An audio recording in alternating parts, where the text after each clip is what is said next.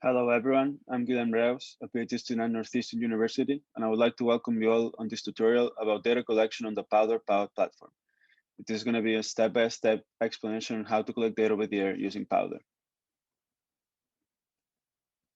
In particular, I'm going to be covering how to generate the waveform. For this example, I'm going to be using the MATLAB waveform generator, but any other custom designed waveform can be transmitted over the air as well. I'm going to describe how this can be done. Next, I'm going to explain how to set up an experiment on PAWR, which involves reserving resources and selecting the right profile for the experiment. And finally, how to actually transmit and receive data over the air, and how to capture those IQ samples and how to share them back into the local machine. So now getting into the waveform generation step, we're going to open MATLAB, and then we're going to select the Apps tab. And then in here, we're going to look for wireless waveform generator. So we're going to select that option. We're going to wait until it loads. Then in here, we're going to select the 11P. And this is going to be used to generate a standard Wi-Fi waveform. In particular, we're going to generate a 5 megahertz white waveform. The rest of the settings is going to be left as the default options, but this is something that you might consider tuning up depending on your experiment. Next, we're going to click on to generate, and this will give us the spectral mask of a generated waveform. But given that we want to transmit this over the air, we're actually interested in getting the IQ samples. So for that, we're going to click on to export and then export to workspace.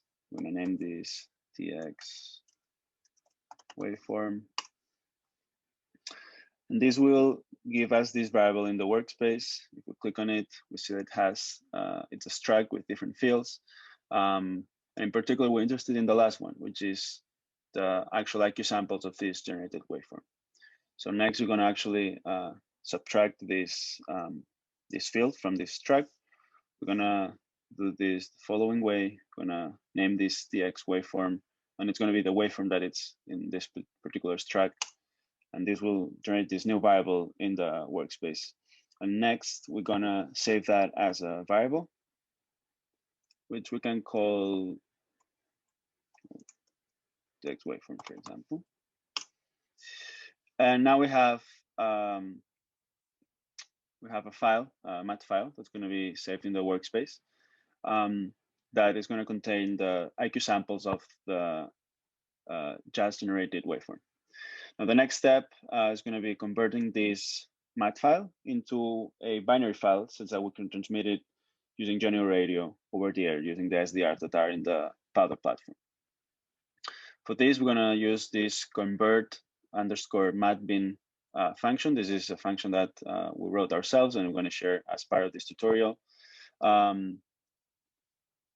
The usage is pretty easy. We just need to give as an input the address of the loaded file, the address of the where we want to save the generated file, and then what's the file name of the .mat file, and what is the name of the binary file that we want to generate. And it's going to be the number of samples that we're going to subtract from the file. And finally, whether it's mat to binary file or the other way around. So this is a Boolean that indicates what is the conversion that we are doing. Next, we'll just use this function to convert the generated IQ samples into a binary file. And we're going to run this command as here. So because we're going to be working in the MATLAB working directory, we can leave the load address and the save address as empty fields. We're going to indicate the name of the .mat file, which is the one that we just generated. We're going to call, which is called TX_waveform. And we're going to name the binary file as Wi-Fi. So when we run this, we're going to get two new files in the current folder. One of them is going to be named Wi-Fi_image as of imaginary, and the second Wi-Fi_real. So those two different binary files, they separate the real and imaginary part. And we're doing this because that's how we're going to be reading the data in our general radio code. So after all this, what we have is those two files that are going to contain the IQ samples of the waveform that we want to transmit over the air. Notice that the last step where we converted the MAT file into a binary file is something that can be repeated using any other MATLAB file that contains a set of IQ samples. So if you have a customly designed waveform that you would like to transmit over the air, you can repeat just this one last step using the specific waveform that you would like to transmit. Now, moving forward with the PAWR experiment setup, we're not going to describe in detail what the PAWR platform is in this tutorial, but I would like to kindly refer you to the PAWR documentation, where the PAWR team has done an amazing job documenting everything in a very comprehensive way. Also, in this tutorial, we're going to assume that you have a PAWR account ready for use into the platform. The PAWR platform has a set of SDRs deployed around the campus of the University of Utah in Salt Lake City. Now, some of these SDRs are deployed as rooftop nodes and are shown in blue in this map. Others, that are shown in black, are deployed as fixed endpoints and are at the pedestrian level. Now, for this tutorial, we selected the UStar rooftop node and the Moran fixed endpoint. However, notice that the steps that we're going to follow in this video, they can be repeated using any other radius that you would like to use. Now, the first step in order to set up an experiment in PAWR is to create a resource reservation. Now, in order to do that, you'll need to log in into the PAWR webpage. That's going to be following the link present in the center of the slide.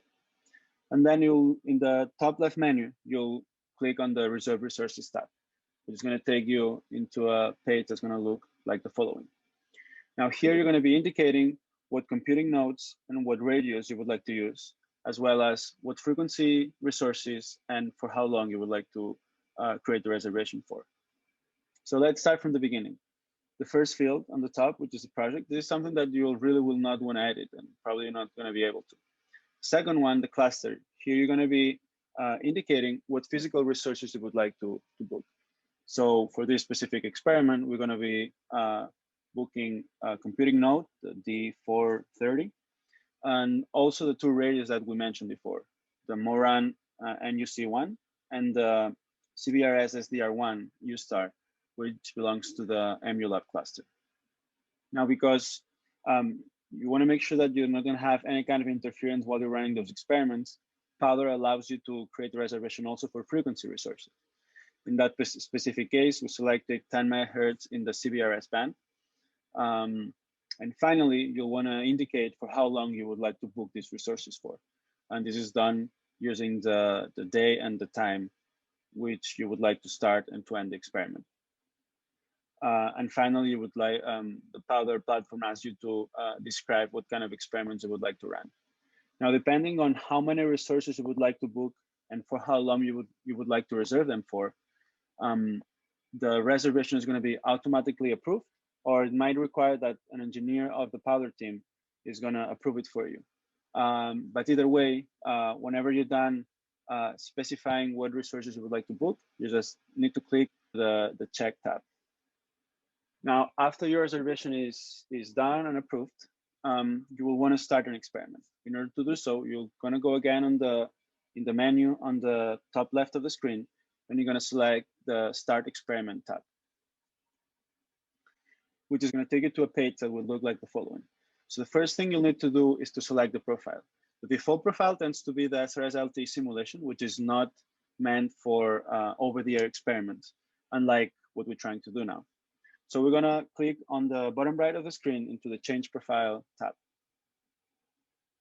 Once in there, we're going to look for the GNU Radio _ OTA profile, and we're going to select that one. Overall, a profile is what is used to define what resources and what software you would like to run in that specific experiment. For example, if you would like to use certain radios in a certain frequency range and have certain software running on those computing nodes, you're going to use the profile to specify all these things. And we're going to show this right now. So after we have selected that specific profile, we're going to go into the next page. you're gonna see something that looks like the following. And here we're gonna specify, as I mentioned before, what resources are we going to use. So at the very top of the screen, we want to specify what kind of node is paired with a X-return radius. This is the computing node that we specified previously in the reservation. Next, we're going to specify what CBRS node we would like to use. In that specific case, as we indicated also in the reservation, we're going to be using the U* node. And then also additionally, we're going to be specifying what fixed endpoint we would like to use. And in that case, is the MORAN NUC1. Finally, the same way that we did in the reservation, we're going to be indicating what frequency range we would like to use. So as you can see here in the experiment, we're going to be pretty much describing what resources we would like to use. So that's why it's very important that you do the reservation ahead of time and before trying to start the experiment, such that when you're done describing your experiment, you don't have any problem because the resources are already booked by somebody else. Then you're gonna click on next in the bottom right of the screen, which is gonna take you to this next page. So here it's right before you're gonna be finishing the setup of your experiment. And the only thing that you'll need to specify here is for how long you would like to run this experiment for. Notice that this is something that has to be synchronized with how long you booked the resources for in the previous reservation. So you're going to specify what day and what time you would like to start and end the experiment. And then it's also very important that you select what reservation you want to start this experiment with. So you see in the bottom of the screen, we have the reservation that we created before. So it's important that you select this reservation as well. It might be the case that you have multiple reservations with the same account. So it's important that you select the reservation that will map to the resources that you need for this specific experiment. And when you actually finish setting up the experiment, you're gonna see a page that will look like the following. Your experiment is gonna be ready to use. So the next step is actually accessing the nodes and running the actual experiment. In order to do that, on the bottom of the screen, you're gonna click on the list view tab. In there, you're gonna see the different nodes that are present in your experiment. And on the most right of the screen, you can see how to SSH into each of those nodes. So if we go ahead and use those addresses to SSH into those nodes, we can see how now we have access into the computing nodes that are connected to the radios. So on the left of the screen, you can see how if I SSH into the U* node and I run the UHD find devices, now I can see how I have access to the X-return that is connected into the U* node. Similarly, on the right of the screen, you can see how if I SSH into the MORAN node and I run again the UHD find devices command, I see how there is the P210 connected to this specific node. So this is an easy check that we can do in order to make sure that first we have access to the computing nodes, and second, there's actually an SDR connected to those nodes and it's ready to use. The next step is transferring the files that we're gonna need to run the transmitter into the node that we decided is gonna be a transmitter. So this depends from experiment to experiment. In our specific example here, we're gonna use the U* node as a transmitter. In order to do so, we're gonna use the scp command in order to transfer those files into the U* node. In particular, there's the tx.py file. That is the file it's a GNU Radio generated Python file that is going to be running the transmitter. Additionally, we're going to be transferring the two files that we generated at the very beginning of this tutorial, which contain the IQ samples for the transmitted waveform. One thing important about the tx.py file is that there are certain things that need to be specified according to your setup.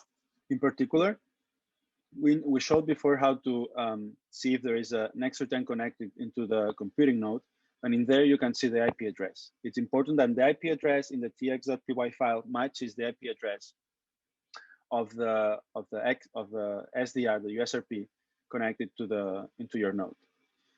The next thing is make sure that you are setting the center frequency to the one that you would like to transmit. So this code can be flexibly modified such that you transmit in one center frequency or another, but it's important that you're transmitting in the center frequency for which you reserve the frequency resources for.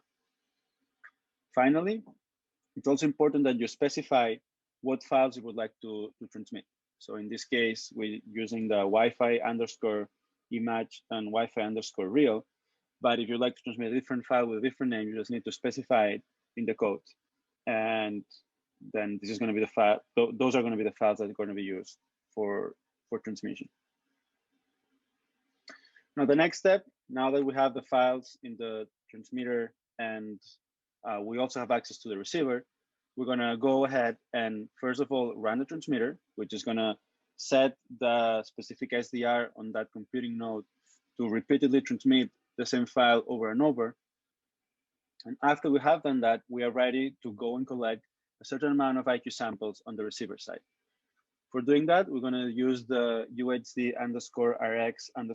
file command, which has a specific number of parameters that are going to be used to specify at what band we would like to collect data on. We're going to refer to the documentation of this specific command for more information, but a brief summary is that we first specify what center frequency we would like to collect data on. Second, how many samples we would like to collect. So -n is the number of samples that we would like to collect. -r is what is the sampling rate that we would like to collect those samples on. And finally, what is the file name in which we would like to save these IQ samples. So this is a quick example of how can we collect a certain amount of IQ samples, a specific center frequency, and a specific sampling rate. Now, after we have this file that was generated on the receiver side with the IQ samples that were captured over the air, the next step is transferring back this binary file into the local machine. In order to do that, we're also going to use the SCP command used previously, and we show one example of how to do that on the top of this slide. Now, after the binary file is now in the local machine, we can use the same function that we used at the beginning of this tutorial to convert the mat file into a binary file, but to do the inverse operation.